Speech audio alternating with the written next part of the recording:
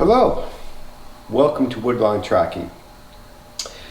What I'm going to talk about today, a question that I get asked on a regular basis now with everything going on. Will there be a civil war, and what can I do? Yes, I believe there will be a civil war, or something around them lines. Revolt, whatever, however you want to word it.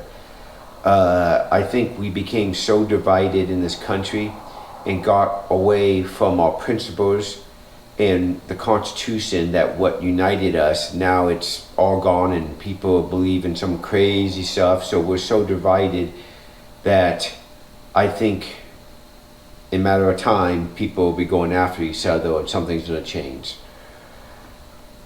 The thing is time. When? Could be in 6 weeks, could be in 6 years. But I think it will happen.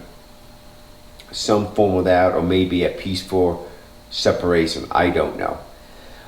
But it's basically going down to the Republic and communism. I don't care what you say, but that's basically what it is. Just like in the 80s when I grew up, basically you had the Soviet Union that was communism against the United States that was for the Republic. Now a lot of people believe that, oh, it's not communism, but it is.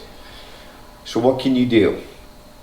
First thing, most important thing you need to do is you need to get right with God and get spirit filled and have a relationship and covenant with Him.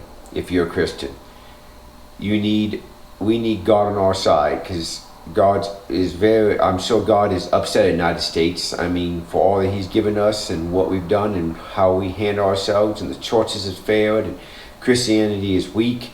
So you need to become a strong Christian. All right, the next thing that everybody talks about is food and water and stuff like that. Yes, you need supplies of that. To trick your question, I would say you need to plan on a year's worth of food.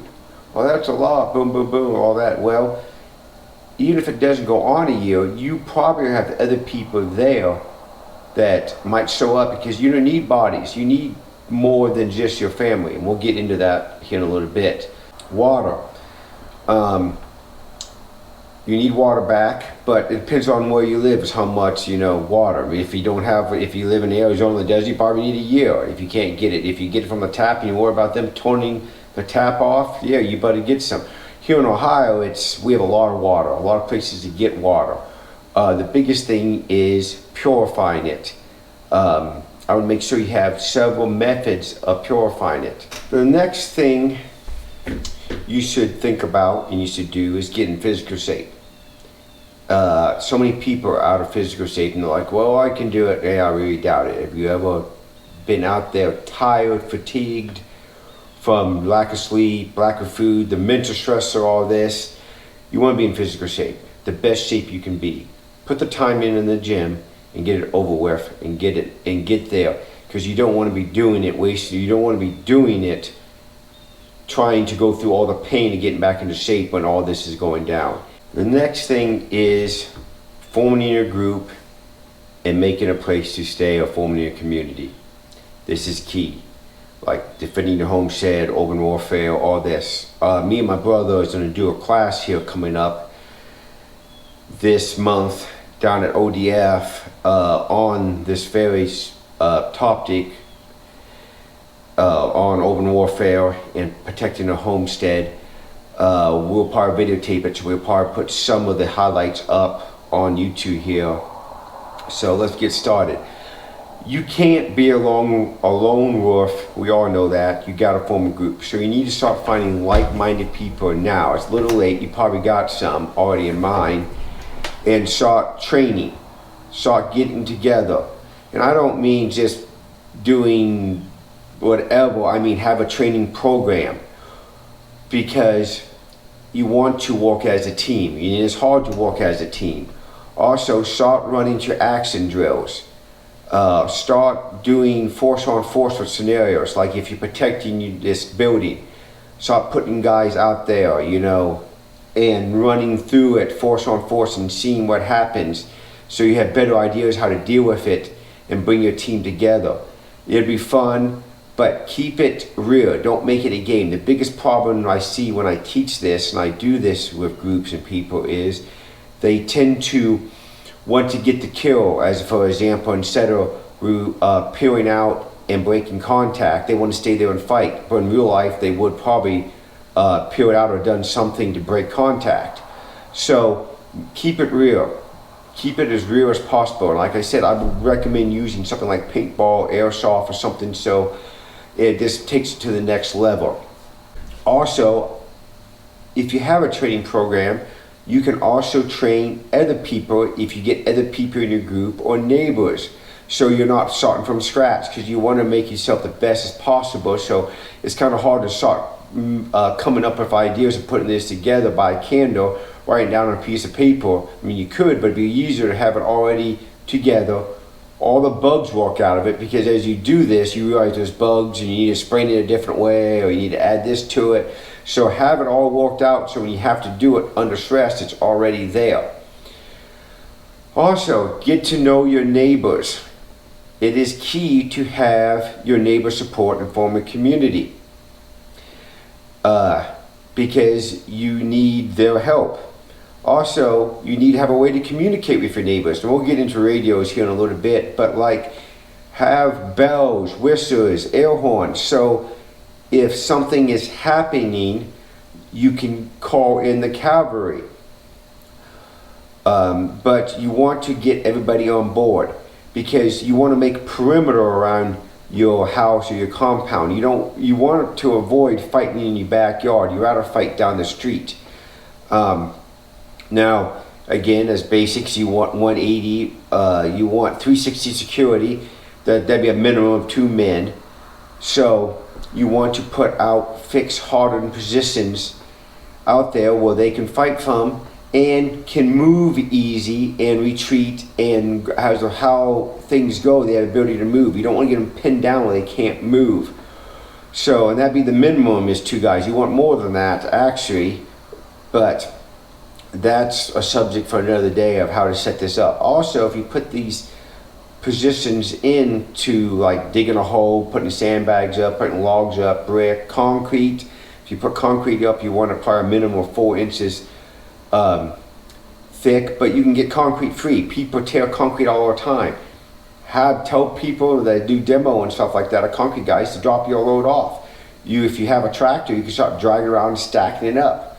But you also want to camouflage it well, because if they recon your area, you don't want them to know, well, there was a guy there.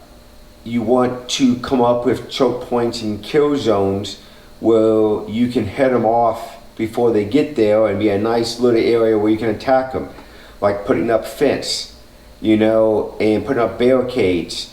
We'll go into it in the class, but one thing a lot of people overlook is safety fence or snow fence, and I'm talking about the thick, good stuff, not the cheap stuff. You can stack that stuff up. You can buy it, it's cheap. A lot of job sites just get rid of it, and you can get that, a bunch of T-posts, store it behind your garage or something.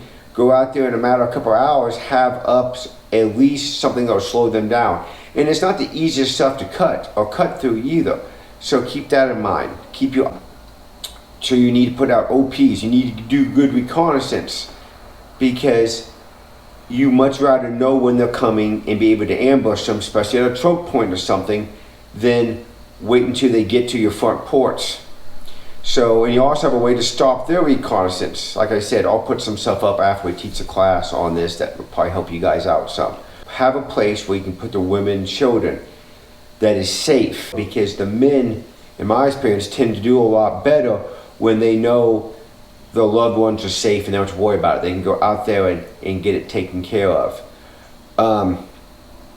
So, like a basement works good. But you want to make sure you have an escape route out of the basement for them. Next is weapons we're going to talk about. Everybody needs to have a good military style weapon. AR is probably what I would recommend. It is a fabulous gun, easy to train on, easy to shoot, easier than an AK or a FAL or something, but we'll get into that in another video. But you guys need to train. One thing I hear a lot is guys say, oh, I can shoot, but you start putting pressure on them, they fall apart. You want to train. You want to do good shooting drills. more than just shooting our pop cans or stand there shooting on a static range. Now I will do a video here coming up of some basic shooting drills that we teach here at Woodline, and my brother teaches, or help him teach at Precision Tactical, on drills that you can do that will improve your shooting ability. So you want to make an effort out of that to be able to shoot well, especially in different positions, different FDF positions, especially when you're tired at night. All that's very important. Also at night, you need a good night plan, because a lot of things go down at night. All the rioting you see goes down at night sort of happen to you. I urge you, buy night vision, good night vision. At least a PVS 14 Gen 3. Trust me, you want night vision. And you also want a good illuminator laser. That's key too. Night vision, I would say, is the biggest combat modifier you can buy besides having a rifle. A good night vision. You can take, I've took like one guy and gone up against 8 guys at night. Now we had night vision and we had illuminators, and we went up against 8 guys at night that had nothing but weapon lights and weapons, and cleaned their clock. So it's out in the woods, because it's a huge advantage to have night vision and a good illuminator and a good laser on that. Now thermal, like you guys, I have done videos on both of these. You can go back and look. Now thermal, it is good too. Thermal scope, the scout units are good, but I would recommend you buying the night vision before you buy the thermal. And again, come up with a good night plan. Come up with, if you don't have night vision, how to react to people that you're being attacked. If you're being attacked, how to react if you're being attacked by night vision. What should you do? I might go into that. I have taught on that. I have a lesson plan on that. All right, next, let's talk about communications in radios.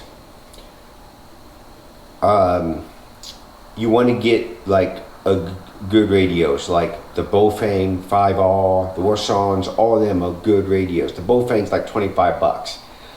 You want to get them. Just don't get one, get 3 or 4 of the things, because people might not have them, so you need to communicate with them. So one, who you're going to talk to. Another thing is, know how to use the radios.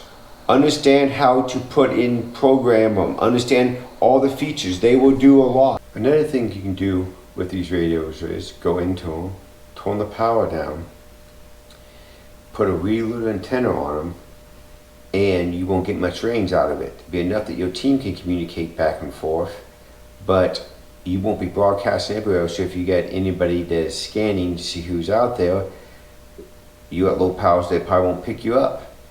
Little trick.